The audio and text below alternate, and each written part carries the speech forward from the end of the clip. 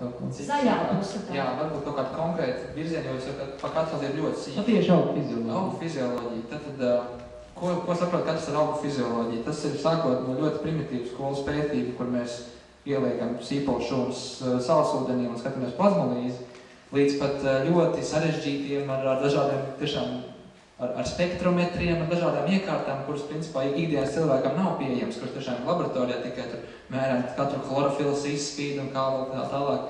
Latvijas Universitātes augu fizioloģijas katedra nav liela, bet viņa ir tāda diezgan spēcīga. Tā virzība, uz ko teiksim, man labi pazīstami cilvēki arī strādā, piemēram, mana dzīves biedri, darbojas arī augu fizioloģijā, un viņi skatās tieši augu hormonus. Daudziem dzirdot vārdu augu hormonu, var savienojumu liekas tā, vai augiem vispār vēl kaut kas tam līdzīgs. Bet jā, ja kāda viela, kas ietekmē, tā teikt, auga dzīves ciklu, auga augšanu, tas ir savā veidā, tas ir hormons. Un tātad cilvēks skatās, kā auga hormoni, piemēram, augšanas hormons, kas ir atslēgas vārdā auksīns, jau paslēdus vārds augšana, kā tas ietekmē, piemēram, auga sakņu garumu, auga sakņu, teiksim, platumu vai, teiksim, sāņu sakņu veidošanos, kā tas ietekmē, piemēram, atvārsnīšu darbību augam. Un te visi, kā liekas tā, kam tas īsti būtu vajadzīgs, ja? Bet tie visi galā šie pētījumi augu fizioloģijā parasti novad pie lauksaimniecības, pie selekcijas arī dzen, jā. Un tas, ko, teiksim, liels virziens, ko darbojās arī Latvijas Universitātes augu fiziologi, ir tieši nekrotiskiem mutām. Ko tas nozīmē? Tas nozīmē, ka augs, kurš izliekās, ka viņš ir slims, viņš imitē sev, parāda tādus tā kā slimības pazīmes, viņam veidojas māmu laukumiņu virsū, un tādā veidā redzot, kas notiek, tie vienkārši viņi ģenētiski, viņi tā ir ieprogrammēti, tie augi. Un tādā veidā mēs varam pa solītim sakot līdzi, kā slimības simptomi izplatās, un tā nonāk, teiksim, līdz kaut kādiem atslēgas punktiem, uz kuriem nedarbojoties, var, teiksim, pasargāt miežus no miltrases. Piemēram, lai mūsu mieži augtu plaši un brangi, un viņus nedraudzētu kaitēkļi. Kas tos pasūtījums veids tādiem pasūtījums? Vai to izdara pati valsts, vai to izdara tā kā priekuļu selekcija, vai dobeles? Vai to izdara kādas ārzemes? Es pat nevaru pateikt, kas veids pasūtījumu. Tad visāk ir tāda kā iniciatīva. Tas lauciņš, ko tas iesācis parasti, viņš attīstās. Un teiksim, viens jauns students iesāk, varbūt viņš ar atvārsnīšu mērīšanu. Ja? Viņš skatās, kā tur, teiksim, izmainās atvārsnīts tādā šķīdumā un tādā šķīdumā.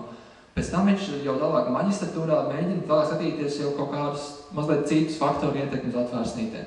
Beigās viņš jau doktorantūrā stājās, viņam jau ir virziens, teiksim, pētīt konkrēti tur tādu un tādu augu atvārsnītes tieši tajos klimatiskajos apstākļos, tādās vietās, kurā, piemēram, brauc speciāli uz Sīriju, ievākt paraugus augiem un kādu mēnesi nostrādāt tur, vai tur kolēģi, kas pat bija vienu mēnesi, mazliet ilgāk bija Polijā, tīri vienkārši tajā konkrētajā vietā, arī mazliet konkrētajā laboratorijā, kā teica, metodas dažādas un tā.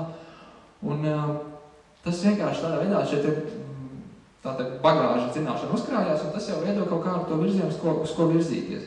Ir tā, ka principā, man liekas, jebkura auga, jebkuras daļas ir izdomāts kaut ko, kur tas būtu liederīgi, un kāpēc to būtu vērts pētīt, un kā tam augam, tā auga augšanai un tam pielietojumam visvairāk var palīdzēt.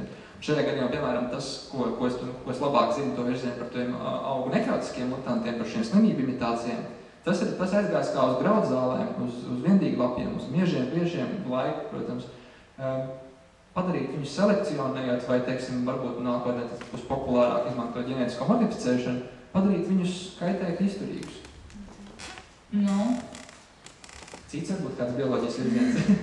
Vai šis bija pārāk zinātnisks virziens? Nē, viss normāli. Jo man uzreiz tā kā gandrīz vai nolaižās rokas atkal, atkal tas ir solis zinātnē, vai ne? Bet no zinātnes nevajag baidīties. Tas varbūt izklausās briesmīgi, bet tas ir forši.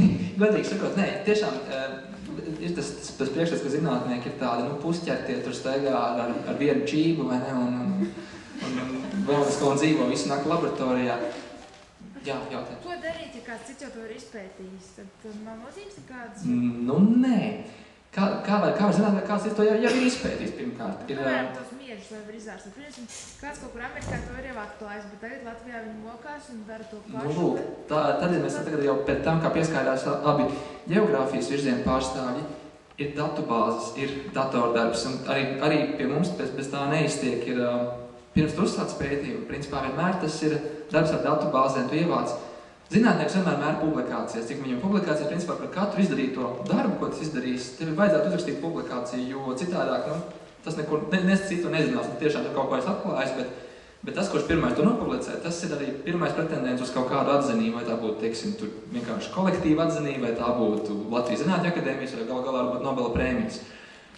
Tāpēc viss darbojas publikācijās, viss notiekās. Un ļoti reti jau ir tā, kad piemēram, es tagad gribu pētīt tavus augu tos mutantus, ja, un noteikti kāds kaut ko līdzīgi ir skatījies. Tad vienkārši vajag pameklēt, tad, protams, vienmēr tas grūtais, kas ir studentam, vismaz grūtais, tur lielajiem vīriem, tiem jau viss ir skaidrs, bet studentam grūtais atrast atslēgas vārdus. Ja es tagad gribu konkrēti par tiem miežiem atrast, es ierakstu tur pārlī, vai ne, kas būtu miežs angliski, man par to atradīs tur 10 000 rakstus.